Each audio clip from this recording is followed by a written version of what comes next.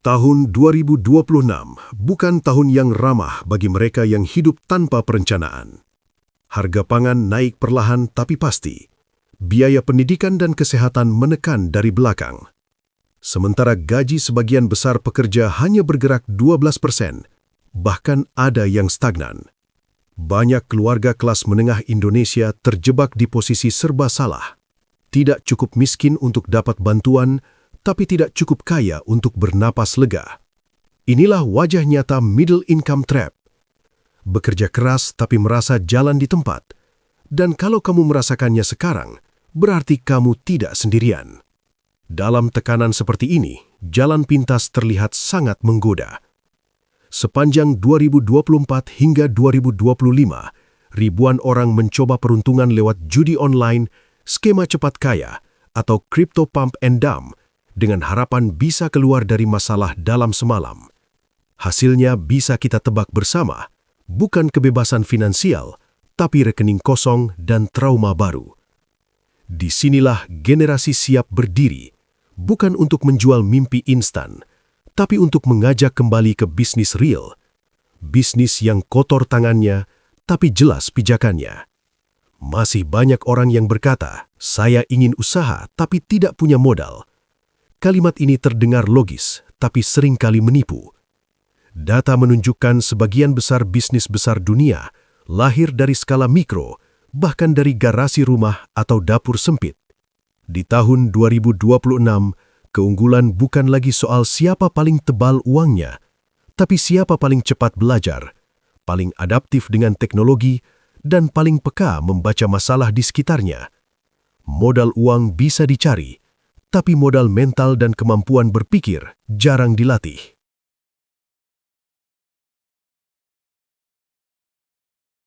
Perilaku konsumen Indonesia juga berubah drastis. Mereka tidak lagi mudah terbuai diskon atau gimmick viral. Konsumen 2026 lebih skeptis, lebih banyak bertanya, dan jauh lebih menghargai value for money. Orang mulai mengurangi belanja impulsif dan beralih ke produk atau jasa yang benar-benar memberi manfaat nyata, menghemat biaya, atau memperpanjang umur aset yang mereka miliki. Ini bukan asumsi kosong, ini pola logis dari masyarakat yang sedang belajar bertahan hidup. Di sisi lain, masih ada ilusi yang terus dipelihara. Sosok Sultan Karbitan yang memamerkan kekayaan dari bisnis afiliasi abu-abu atau klaim sukses tanpa transparansi. Mereka terlihat meyakinkan tapi rapuh. Bisnis yang benar-benar laris di 2026 bukan yang paling ramai di layar, tapi yang paling dibutuhkan di dunia nyata. Viral itu bonus, menyelesaikan masalah itu fondasi. Tanpa fondasi, bangunan setinggi apapun akan runtuh. Di generasi siap, kita punya definisi yang jelas tentang bisnis laris manis. Laris bukan sekedar ramai pembeli sesaat, tapi punya repeat order yang sehat. Manis bukan hanya omzet besar, tapi margin cukup untuk bernafas tanpa harus menutup lubang dengan pinjol. Bisnis yang baik membuat pemiliknya tidur lebih tenang, bukan hidup dalam kecemasan karena cicilan dan bunga yang mengejar setiap bulan. Karena itu, 7 ide bisnis yang akan dibahas bukan hasil tebak-tebakan atau tren musiman. Semuanya telah melewati penyaring manajemen risiko, logika pasar, dan realitas Indonesia 2026. Ini bukan konten untuk mereka yang ingin kaya tanpa usaha, tapi untuk kamu yang siap bekerja cerdas dan konsisten. Siapkan catatan, siapkan pikiran terbuka, dan yang terpenting, siapkan mental untuk membangun sesuatu yang nyata.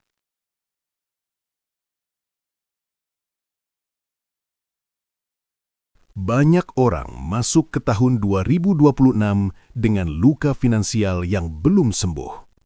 Ada yang masih teringat margin call, akun trading yang nol, atau bisnis lama yang mati perlahan karena salah hitung.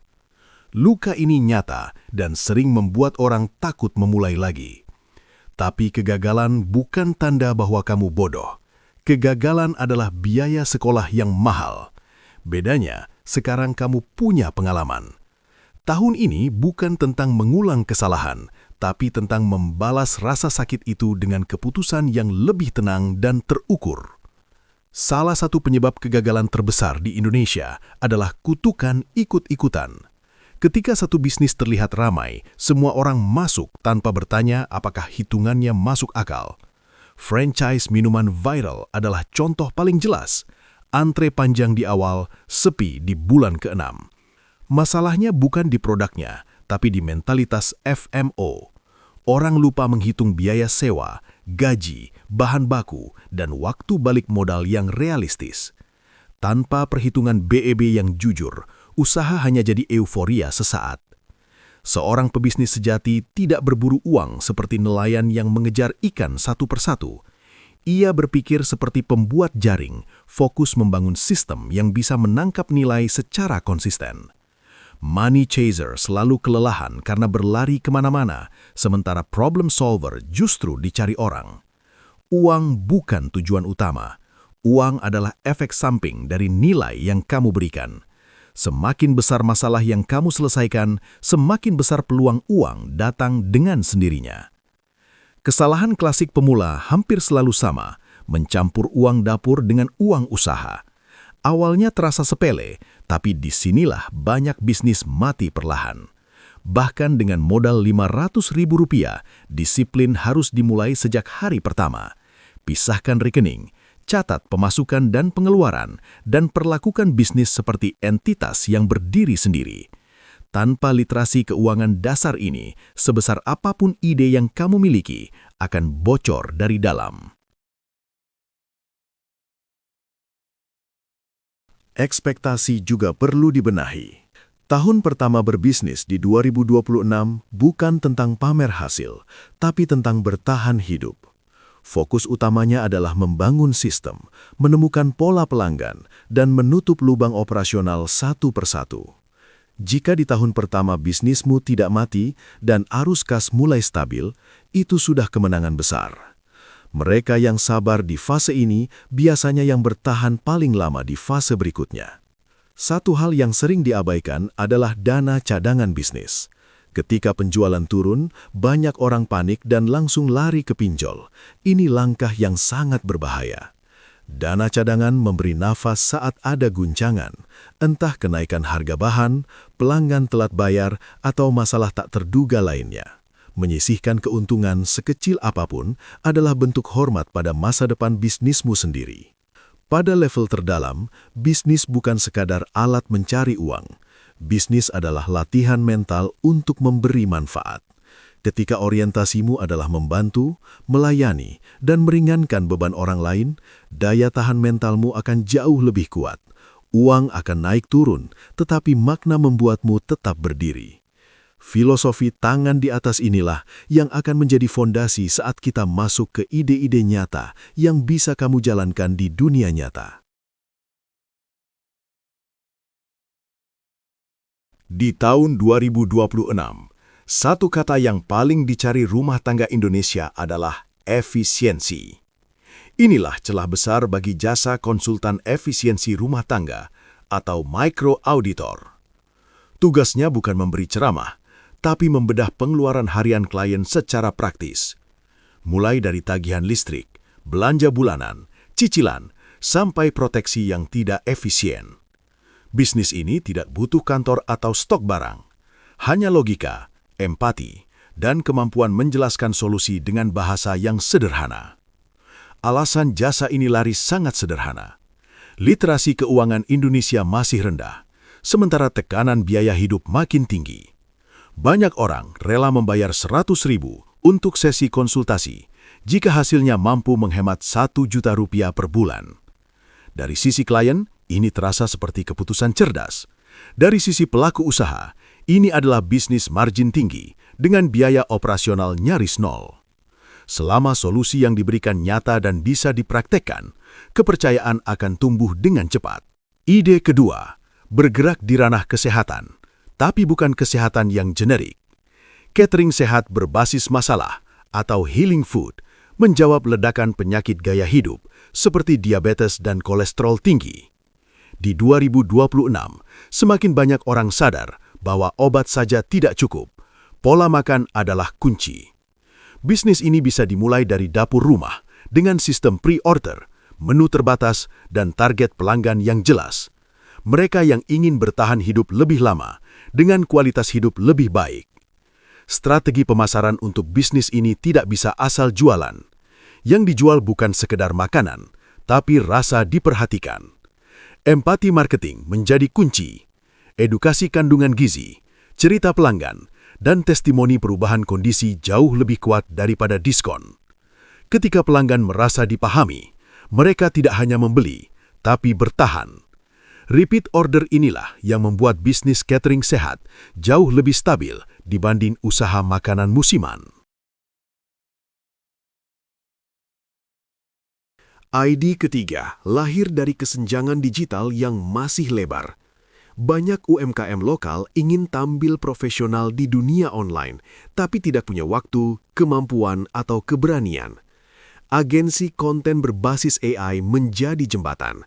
Dengan bantuan tools sederhana, pelaku usaha bisa membuatkan foto produk, caption, dan materi promosi yang layak jual tanpa biaya agensi besar. Ini adalah bisnis kepercayaan, bukan teknologi semata. Eksekusi ID ini sangat realistis. Modalnya hanya langganan tools digital dan kemampuan berkomunikasi dengan pemilik usaha kecil. Target pasarnya bukan brand besar, tapi warung, toko kelontong, penjual makanan, dan jasa lokal di sekitar tempat tinggalmu. Jumlah mereka ribuan, sering diabaikan, tapi sangat loyal jika merasa dibantu. Dari sinilah aliran klien stabil bisa dibangun secara bertahap. Jika ditarik benang merah, ketiga ID ini memiliki kesamaan yang kuat. Tidak butuh gudang, tidak bergantung stok besar, dan tidak memakan modal awal yang menakutkan. Fokusnya adalah menjual keahlian, perhatian, dan solusi atas masalah nyata yang semakin kompleks di 2026. Inilah tipe bisnis yang tumbuh pelan tapi kuat dan paling tahan menghadapi perubahan ekonomi. Di tengah tekanan ekonomi 2026, pola pikir masyarakat mulai bergeser dari membeli baru menjadi merawat yang lama. Inilah peluang besar bagi jasa restorasi dan upcycling barang hobi. Sepatu kesayangan, tas favorit, atau perangkat elektronik lama sering memiliki nilai emosional yang tidak bisa digantikan. Ketika orang menunda belanja besar, mereka justru rela membayar untuk menghidupkan kembali barang yang sudah menemani perjalanan hidup mereka. Keunggulan utama jasa restorasi terletak pada margin yang dijual bukan barang, tapi keahlian tangan dan rasa percaya. Modal bahan seringkali sangat kecil, cat, lem, atau spare part sederhana, tapi nilai jasanya bisa berlipat ganda. Contoh paling nyata, biaya bahan Rp20.000 bisa berubah menjadi jasa Rp200.000 karena yang dibayar pelanggan adalah ketelitian, pengalaman, dan hasil akhir yang memuaskan. Pasar hobi memiliki karakter unik yang membuatnya sangat tahan krisis. Saat orang menekan biaya makan di luar atau liburan, mereka tetap menjaga barang koleksi yang memberi rasa nyaman. Sepatu, jam, kamera lama, atau alat musik bukan sekadar benda, tapi bagian dari identitas. Karena itu, konsumen di segmen ini cenderung loyal, tidak terlalu sensitif harga, dan menghargai kualitas di atas segalanya. Ide kelima bergerak di ranah e-commerce. Reseller terkurasi barang pre-love berkualitas. Ini bukan sekedar thrifting massal, tapi model konsinyasi yang lebih elegan.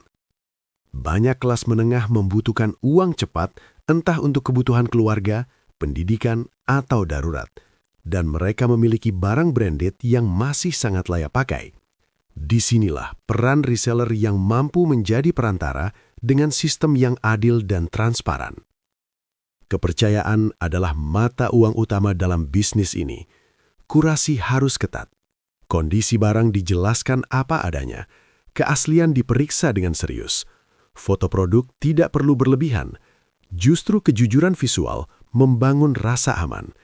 Ketika pembeli merasa tidak ditipu, mereka akan kembali dan bahkan merekomendasikan ke lingkaran mereka sendiri. Inilah efek bola salju yang sehat. Sumber barang terbaik seringkali tidak ada di marketplace besar, tapi di komunitas tertutup. Grup hobi, forum Facebook, atau kanal Telegram menjadi ladang emas bagi mereka yang mau membangun relasi. Masuklah sebagai anggota, bukan sebagai pedagang agresif. Bangun reputasi, pahami bahasa komunitas, dan peluang mendapatkan barang bagus dengan harga miring akan datang dengan sendirinya. Bisnis berbasis ekonomi sirkular seperti ini bukan tren sesaat.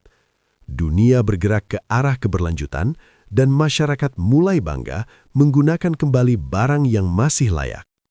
Selain menguntungkan, bisnis ini punya citra positif, ramah lingkungan, dan relevan dengan nilai masa depan. Di 2026, usaha yang selaras dengan arah zaman memiliki peluang bertahan jauh lebih lama. Di tahun 2026, nilai sebuah ijazah mulai kalah pamor dibandingkan skill yang langsung bisa dipakai untuk menghasilkan uang. Inilah ruang besar bagi microcourse berbasis keterampilan praktis, bukan teori panjang, tapi kemampuan spesifik yang bisa langsung diuangkan seperti memperbaiki AC rumahan, jualan lewat live streaming, atau beternak dengan sistem sederhana. Orang tidak mencari gelar, mereka mencari solusi cepat untuk bertahan hidup. Keunggulan bisnis microcourse terletak pada fokusnya. Tidak perlu kurikulum rumit atau sertifikat mewah. Jika kamu bisa mengajarkan satu keterampilan yang membantu orang menghasilkan uang dalam waktu 30 hari, nilainya sangat tinggi. Di 2026, kecepatan menjadi mata uang baru. Mereka yang bisa mempersingkat proses belajar orang lain akan selalu dicari dan dihargai. Validasi bisnis ini bisa dilakukan dengan sangat sederhana. Jika orang mulai bertanya, boleh tidak saya ikut belajar? Atau bisa tidak saya diajari dari nol? Itu sudah sinyal permintaan. Banyak orang lelah belajar sendiri dari internet tanpa arah. Mereka rela membayar untuk pendampingan yang jelas, terstruktur, dan aplikatif. Antrian peserta adalah bukti bahwa masalah yang kamu sentuh memang nyata.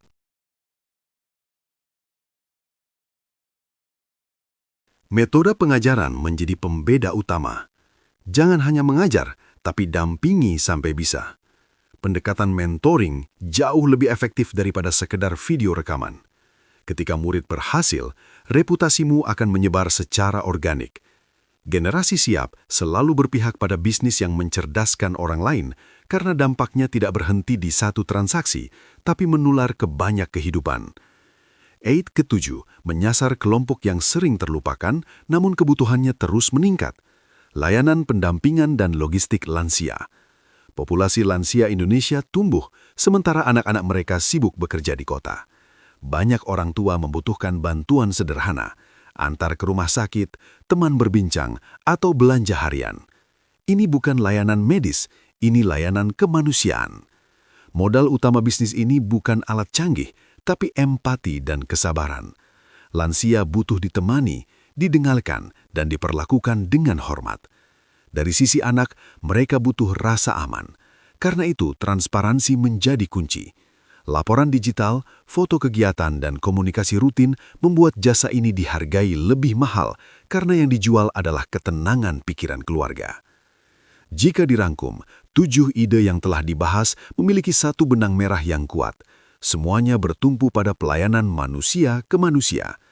Di era AI dan otomatisasi 2026, sentuhan manusia justru menjadi barang langka. Dan seperti semua yang langka, nilainya akan terus naik bagi mereka yang mau mengerjakannya dengan hati dan tanggung jawab. Banyak bisnis gagal bukan karena idenya jelek, tapi karena memulainya terlalu berat. Prinsip Lean Startup menjadi semakin relevan di 2026.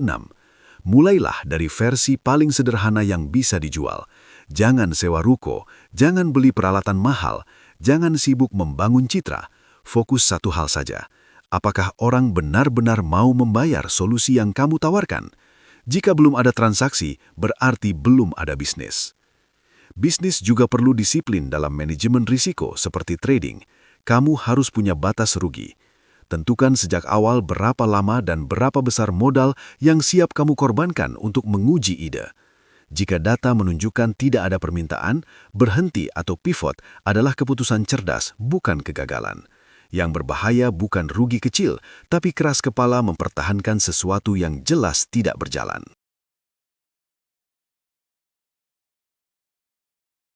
Bisnis juga perlu disiplin dalam manajemen resiko seperti trading. Kamu harus punya batas rugi.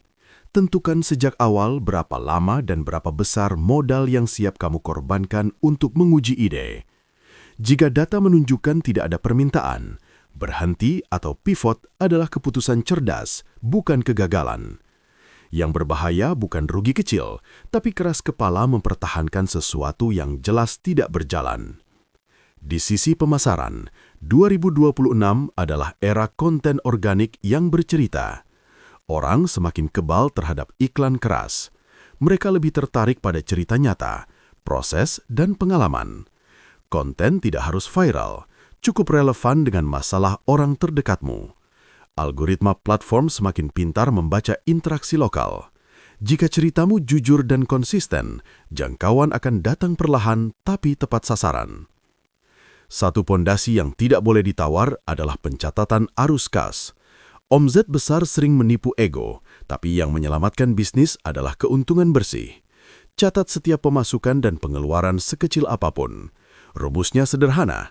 Pemasukan dikurangi biaya variabel, dikurangi biaya tetap, sisanya keuntungan. Tanpa ini, kamu hanya sibuk bekerja, tapi tidak pernah tahu apakah bisnismu benar-benar hidup. Pada fase awal, hindari beban gaji tetap. Bangun tim dengan sistem freelance atau bagi hasil. Bayar berdasarkan proyek dan hasil, bukan janji. Cara ini menjaga biaya tetap rendah dan memberi fleksibilitas saat permintaan naik turun. Ketika arus kas sudah stabil dan pekerjaan menumpuk, barulah perekrutan permanen masuk akal. Jangan membebani bisnis sebelum bisnis mampu menopang dirinya sendiri.